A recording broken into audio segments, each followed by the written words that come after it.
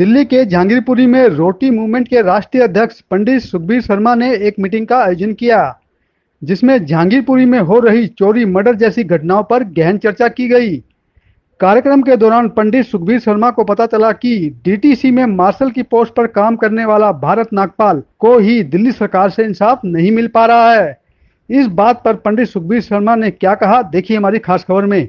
नौजवान बच्चे जो इस भविष्य है देश का, अगर वो बच्चों के जीवन ही गड़बड़ा जाएगा तो हम लोगों के लिए बहुत ही दुखद विषय है। ये नशे की आदत बहुत तेज़ी से पकड़ती जा रही है और देखा जहांगीरपुरी में हर गली में बच्चे नशे की उसमें फंस गए हैं जाल में। और स्कूलों के अंदर जो बच्चों के हाथों में कंप्यूटर और किताब होनी चाहिए, उनके हाथ में चाकू हैं। और वहाँ पढ़ाने वाले जो अध्यापक हैं, टीचर्स हैं, वो सब बेबस हैं। तो हम एक सोशल मूवमेंट, एक जन जागरण अभियान शुरू करने जा रहे हैं। सबसे पहला कार्यक्रम हम महात्मा गांधी की समाधि पे, राजघाट पे हम लोग कार्यक्रम कर रहे हैं। और गांधी समाधि, गांधी हमारे सिंबल हैं और गांधी जी से ज़्यादा कोई भी ऐसा लीडर और इंसान ऐसा नहीं है जो सोशल ईविल जो हैं उसको ख़त्म करने के लिए उनकी जो अपील और उनका जो नाम है वो बड़ा काम करेगा। वो एक भगवान स्वरूप इंसान थे। तो इस रोटी मूवमेंट ने ये भी तय किया है, उन बच्चों के इस आंदोलन में, रोटी की लड़ाई में हम दिल और जान से उनकी मदद करेंगे। और गांधी समाधि पे ये भी एक मुद्दा होगा कि इन लोगों को नौकरी से निकाला ना जाए, बल्कि इनको पक्का किया जाए। और आप नहीं कर सकते हैं तो सरकार से इस्तीफा दे दो, सरकार बंद करो, छोड़ दो इसको। इस पे एक लड़ाई शुरू होगी। जैसा कि और इस संगठन के माध्यम से हम लोग जो है ना, जो लेबर क्लास है, मजदूर है, झुग्गी झोपड़ी वाले हैं, गरीब आदमी है जिसका रोजगार नहीं है, रोजी रोटी की उसे दिक्कत है, जिन लोगों के घर में रोजगार नहीं है वो उसे रोटी कैसे मिलेगी। जैसा कि अभी सुखबीर शर्मा जी ने बताया कि जो मजदूर लेबर के क्लास के लोग हैं, जो गरीब लोग हैं, हम उनकी आवाज़ को बुलंद करते हैं, उनकी रोटी की व्यवस्था करते हैं। ये हमारा काम है। हमने पूरी कोशिश कर रखी है कि अपने साथ में ज़्यादा से ज़्यादा आदमी को जोड़ें और हमारा साथ लोगों दे भी रहे हैं। पहले भी हमने मीटिंग की थी, उसमें भी बढ़ चढ़ के लोगों ने साथ दिया है। और अभी जितनी समस्याएं यहाँ पर रखी गई हैं, जैसे हमारे यहाँ पर जहांगीरपुर में सट्टा बहुत चल रहा है, सारा क्या नाम है, नशा की मुक्ति की, ये जो दारू वगैरह जो संतरा वंतरा जो चली हुई है, इतने लोग इनसे मर रहे हैं। इसके लिए हम सभी मिलजुल के हमारे पंडित जी सुखबीर शर्मा जी से साथ मिल के हमने ये बीड़ा उठाया है कि हम जितने अभी होगा हम ये इस समस्या का समाधान करेंगे। नमस्कार, मैं हूं पंकज उपाध्याय। आज बात करेंगे जहांगीरपुरी के ब्लॉक से, जहां रोटी मूवमेंट की बैठक हुई है। इसी बैठक में एक, क्या नाम आपका? नरेश कुमार जी आए हैं। इनकी अपनी व्यथा है और वो बिल्कुल वो व्यथा मैच कर रही है इस रोटी आंदोलन से। मैं आज रोटी आंदोलन के मुखिया पंडित सुखबीर शर्मा जी साथ में हैं, इनसे और नरेश जी से, दोनों लोगों से स्टेटमेंट ले रहा हूँ और बता रहा हूँ आपको कि क्या मामला है, क्या इस पे इनका आंदोलन काम करेगा। नरेश जी, आपके बेटे का एक्सीडेंट उसी बस से हुआ जी, जिस बस में वो वॉलंटियर थे। दिल्ली सरकार ने वॉलंटियर के तौर पे कई हजारों भर्तियां की हैं, 16,000 भर्तियां की हैं और अब कवायद भी हो रही है कि उनको हटाने की। लेकिन ऑन ड्यूटी उनका एक्सीडेंट हुआ, सरकार ने कोई मदद नहीं किया, आपके लाखों लाखों रुपए प्राइवेट हॉस्पिटल में लग गए। कैसे, क्या है मामला, बताएं हमारे दर्शकों को। मेरा तो एक ही बच्चा है, वो बस में ही उसी ड्राइवर ने मार चढ़ा दी बस, जिसमें ड्यूटी करता था। हमारे पास इतनी गुंजाइश ही नहीं है, वही मेरा सहारा था। अच्छा, दिल्ली सरकार के माध्यम से कोई भी नहीं, पूछने भी कोई नहीं आया, किसी एक पैसे का भी सहारा नहीं करा किसी। आज ही शर्मा जी के सामने ये मामला आया है। शर्मा जी, आपका क्या एक्शन होगा, किस तरीके से आप लोग काम करेंगे इस पे? मुझे तो बहुत तकलीफ़ हुई जी। अभी जो हमारे एक साथी ने बताया है, जो हमारे रोटी मूवमेंट के सक्रिय कार्यकर्ता हैं, हम तो चर्चा कल से परेशान थे, 16,000 आदमियों की नौकरी जारी है, रात से ही परेशान था। लेकिन ये बात लगी, एक 27 साल के नौजवान का पैर कट गया उसी बस के ड्राइवर ने, उसी डीटीसी की बस ने, उस सरकारी बस ने, और एक नौजवान को निहत्था कर दिया, उसको पैर काटना पड़ा। और दिल्ली सरकार की किसी अस्पताल में कोई ट्रीटमेंट नहीं मिल पाया, जिस सरकार की, जो सरकार दुहाई देती है कि हम गरीबों की सरकार हैं, और अपना ही कर्मचारी एक नौजवान 27 साल का इतने दिन से सेवा कर रहा था, जो कोरोना काल में भी मौत से जूझे हैं बच्चों, सारा कुछ, आज का पैर कट गया है। परिवार के पास कोई साधन नहीं है, 15 लाख से ज़्यादा इन्होंने खर्चा कर दिया है, कर्जे में डूब गया है परिवार। ये उनकी बहन है, बच्ची जो ये पढ़ रही थी, ये भी, इसका भी सहारा वही था।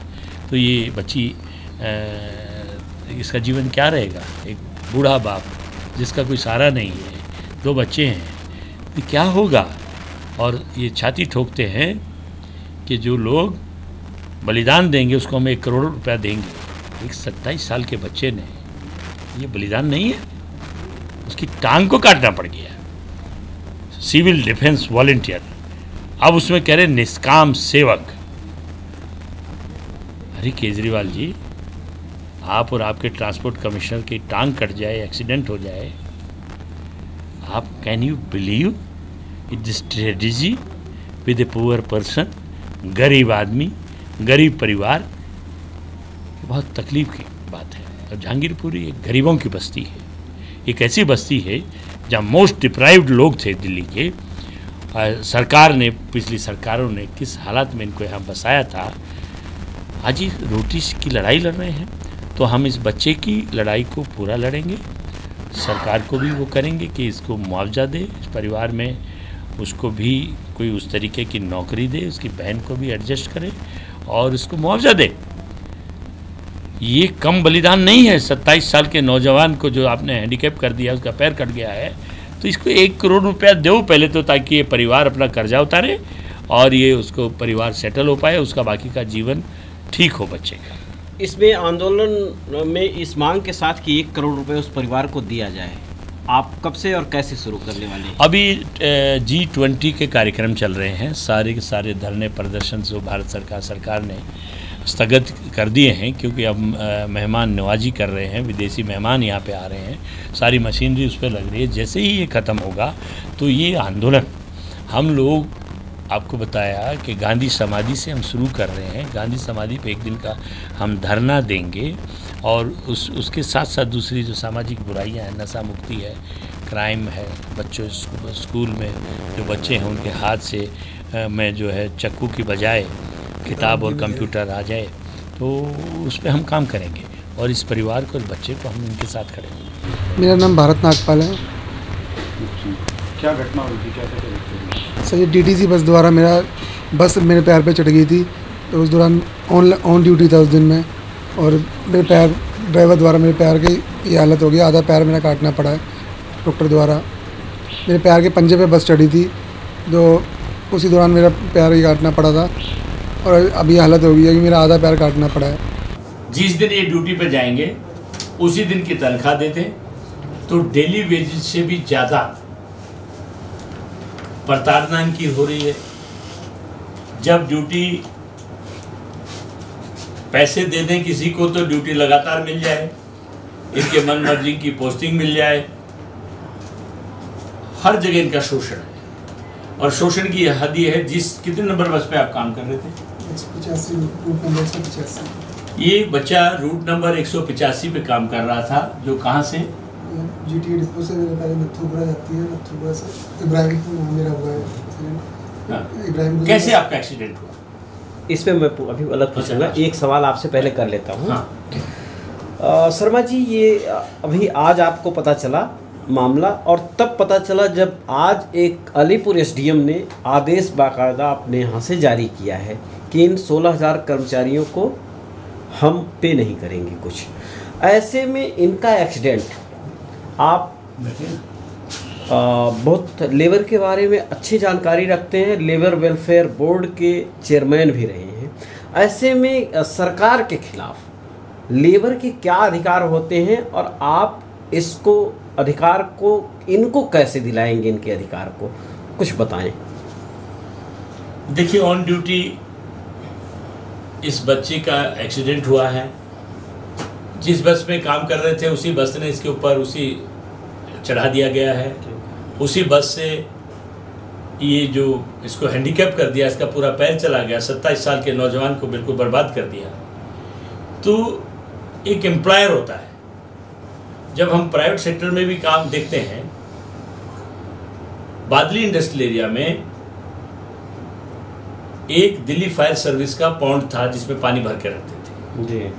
शाम को एक मजदूर का बच्चा खेलते खेलते उस पॉन्ड के अंदर गिर गया और ढूंढते रहे, मिला नहीं। अगले दिन उसकी डेड बॉडी पॉन्ड के अंदर से निकाली। मैंने वो केस दिल्ली हाई कोर्ट में डाला कि ये सारी की सारी जिम्मेदारी दिल्ली सरकार की और फायर डिपार्टमेंट की थी कि उन्होंने पूरा सेफ्टी वो क्यों नहीं लिया। ये ड्यूटी कर रहे थे, ये नेग्लिजेंस इनका नहीं है, ये एम्प्लॉयर का नेग्लिजेंस है। इनका जो एक्सीडेंट हुआ है ये टेक्निकली जो है लॉ के मुताबिक ये सारी जिम्मेदारी दिल्ली सरकार की, डीटीसी की और केजरीवाल की गवर्नमेंट की है। इसको आप कह रहे हैं कि आप ये एक आदेश आया है उसके बाद आपको जानकारी हुई, नहीं। मैं इनके केस को कई साल से फॉलो कर रहा था। ये बच्चे मुझे जानते हैं कि मैं लेबर मूवमेंट का आदमी हूँ, ट्रेड यूनियन का आदमी हूँ, मैं गरीबों की आवाज़ उठाता रहा हूँ। हमने कई दफ़े कोशिश किया लेकिन इन लड़कों को दबा दिया जाता था और इनको डर था कि हमारी नौकरी चली जाएगी। इनको कहा जाता आपको पक्का करेंगे, तो धोखा दे करके ये चीटिंग है, ये सब कुछ वायलेशन है, ये क्रिमिनल नेग्लिजेंस है। ये तो हत्या करने की कोशिश हुई है, इसको मारने की कोशिश। बच गया ये ईश्वर ने बचा लिया, तो मर जाता। बस सपोज इसके ऊपर से और कहीं से चली जाता पहिया। ये गरीब परिवार है, एक बहन है, माँ है, एक बाप है, साधन कोई है नहीं है। आप समझे ना। ये इस घर में भी जिसमें बैठे, ये किसी ने एक सोशल संस्था है बाबा की, उन्होंने इसको ये दिया रहने के लिए।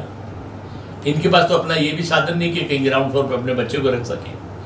तो जहाँ तक लेबर लॉज की बात है और एम्प्लॉयर और एम्प्लॉय का रिलेशन की बात है, इसमें वो इनको एम्प्लॉय मान ही नहीं रहे।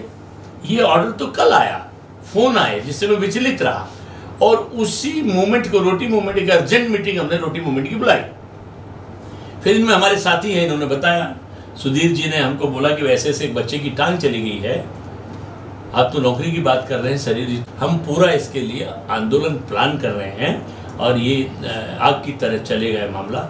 हमारी इसमें मेन डिमांड है इस बच्चे को आर्टिफिशियल लिम्स जो भी आगे लगना चाहिए वो लगना चाहिए, इसको सरकारी नौकरी मिलनी चाहिए, पक्की नौकरी मिलनी चाहिए और कम से कम 1 करोड़ रुपये मुआवजा मिलना चाहिए।